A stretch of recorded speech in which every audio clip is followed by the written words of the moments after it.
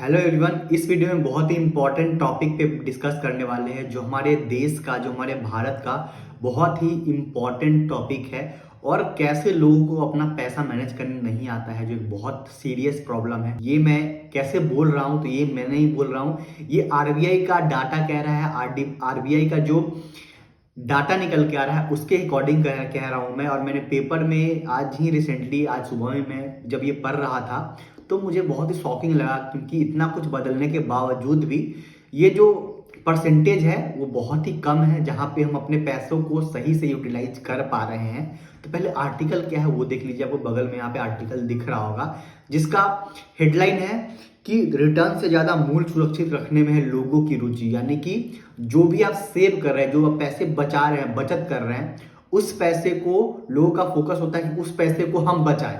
पहले तो हम खुद पैसे बचा रहे हैं, जो बहुत ही अच्छा बात है, लोगों को पैसा बचाना चाहिए। लेकिन जब हम पैसे बचत कर लेते हैं तो उस पैसे को हमारा फोकस होता है कि कहीं ऐसे जगह पे हम इन्वेस्ट करें जहां पे पैसा हमारा सुरक्षित हो, जहां पे मूलधन हमारा सुरक्षित हो।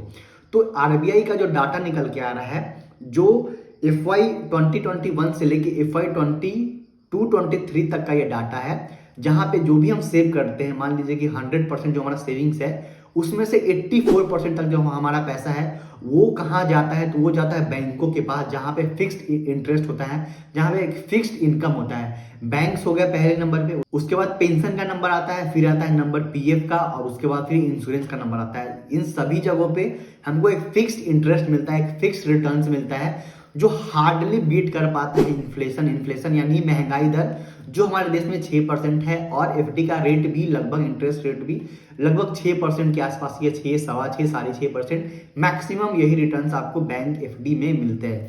तो यहाँ पे आप अपने पैसे के साथ जस्टिफाई नहीं कर पा रहे हैं, पैसा आपके लिए काम नहीं कर पा रहा है। आप पैसा दे रहे हैं बैंक को और बैंक उस पैसे से पैसे बना रहे हैं, न कि हम बना रहे हैं।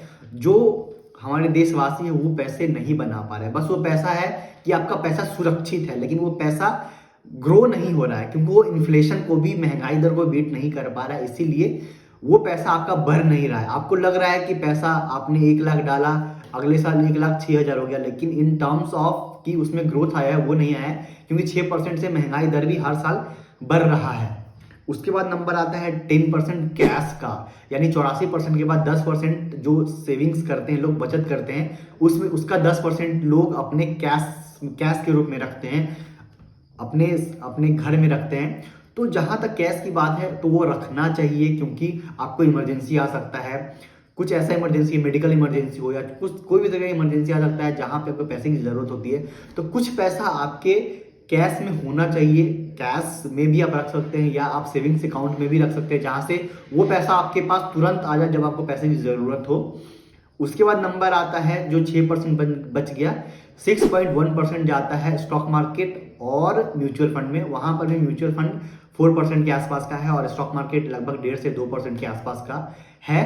तो कहीं ना कहीं जहां पे रिटर्न सबसे ज्यादा बन रहे हैं, वहां पे जो हमारा पैसा है वो कहां पे कम जा रहा है। हमारे देशवासियों का जो पैसा है वो कहीं ना कहीं कम जा रहा है। एक कंसर्न है, बहुत बड़ा कंसर्न है, क्योंकि सिर्फ आप बैंक में पैसा रख के तो पैसा नहीं बना पाएंगे। और जब आप बचत कर रहे हैं, बचत करने से मतलब ये है कि पैसा आपका वो ग्रो होना चाहिए। तब तो आप बहुत प्रॉब्लम सह के, कुछ ना कुछ करके आप पैसे बचा रहे हैं कि आप वो पैसा आगे चल के आपका ग्रो हो और आगे चल के भविष्य में काम दे। तो वो कैसे होगा? वो होगा कि आपको सही जगह पे इन्वेस्ट करने आना चाहिए। इसका मतलब ये नहीं है कि आपको एफडी में नहीं करना है यार, पीएफ में नहीं करना है, वो सब बहुत ही खराब चीज है। लेकिन ये तो पक्का है कि वहां पे आपका पैसा नहीं बन रहा है, वहां पे आपको उतना ही पैसा रखना है जो आपको इमरजेंसी में, इन केस ऑफ इमरजेंसी में वो पैसा काम आ जाए। लेकिन सारा का सारा पैसा अगर आप एफडी कर रहे हैं, बैंक में डाल रहे हैं, फायदा ही नहीं है, कोई फायदा नहीं है।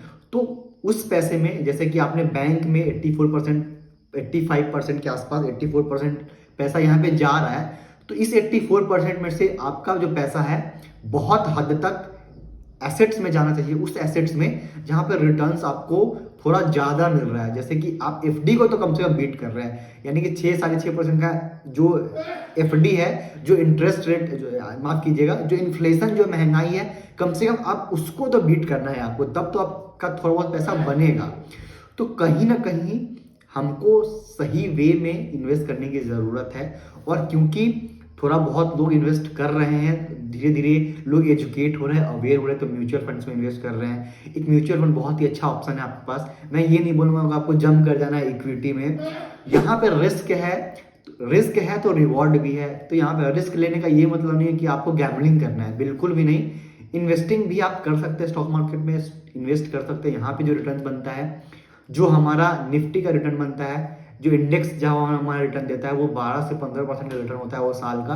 कहीं ना कहीं आप इन्फ्लेशन को बीट करते हैं और यहाँ पे कहीं उससे ज़्यादा पैसा भी बनता है, इससे ज़्यादा भी पैसा बनता है। लेकिन आपको एक सही चीज़ बताना जरूरी है। ऐसा नहीं कि यार 50% बनता है पैसा, फिर आप आ जाएंगे, फिर आपका पैसा नहीं बनेगा, तो फिर आप पैनिक करेंगे। वैसा नहीं है। जो सही चीज़ है वो आपको जानना जरूरी है और आप भी कर सकते हैं। अगर आप नहीं कर पा रहे हैं तो उसका भी एक तरीका है कि आप म्यूचुअल फंड के थ्रू जा सकते हैं। इंडेक्स फंड एक बहुत ही अच्छा ऑप्शन है आपके पास, जो एकदम बिल्कुल जो निफ्टी 50 का इंडेक्स है, जो सेंसेक्स का इंडेक्स है, उसको रेप्लिकेट करता है और वहां पे उतना ही रिटर्न्स आपका बनेगा जो यहाँ पे निफ्टी 50 बना के देता है, जो सेंसेक्स बना के देता है। बैकग्राउंड के नॉइज को थोड़ा इग्नोर कीजिएगा। तो करना क्या है आपको कि थोड़ा सा रिस्क लेना है। रिस्क कैलकुलेटेड रिस्क का ये मतलब नहीं है कि आप जुआ कर रहे हैं पैसे से, यार जो आप पैसे हार्ड एंड मनी जो बचा रहे हैं उसका आपको जुआ कर जाना है। स्टॉक मार्केट तो सबसे पहले बात जुआ नहीं है, म्यूचुअल फंड जुआ नहीं है। आपके पास बहुत सारे ऑप्शंस है। मेरे इस चैनल पे एक बिगनर्स के लिए स्टॉक मार्केट से रिलेटेड बहुत सारे वीडियोस मैंने कवर कर रखी है, कैसे आपको इन्वेस्ट करना है। बहुत सारे वीडियोस आप जाके चेक कर लेना, यहाँ पे आपको लिंक डिस्क्रिप्शन में मिल जाएगा, यहाँ पे भी आपको दिख रहा होगा। तो वो सब जाके आप देखो, वो प्लेलिस्ट पूरा देखो। लेकिन बहुत सारा ऑप्शन है आपके पास जिसको आप यूटिलाइज कर सकते हैं और रिटर्न्स आप मैक्सिमाइज कर सकते हैं, बजाय कि आप सारा का सारा पैसा बैंक्स में डाल रहे हैं और वहां पे पैसा नहीं बन रहा है। क्योंकि आप अमीर कैसे होंगे, ये तरीका तो नहीं है कि आप अमीर हो जाएंगे। जो भी लोग अमीर हुए हैं वो उन्होंने रिस्क लिया है। कैलकुलेटेड रिस्क लीजिए और उस पर फिर आपका पैसा बनेगा। बिना रिस्क लिए हुए पैसा नहीं बनेगा।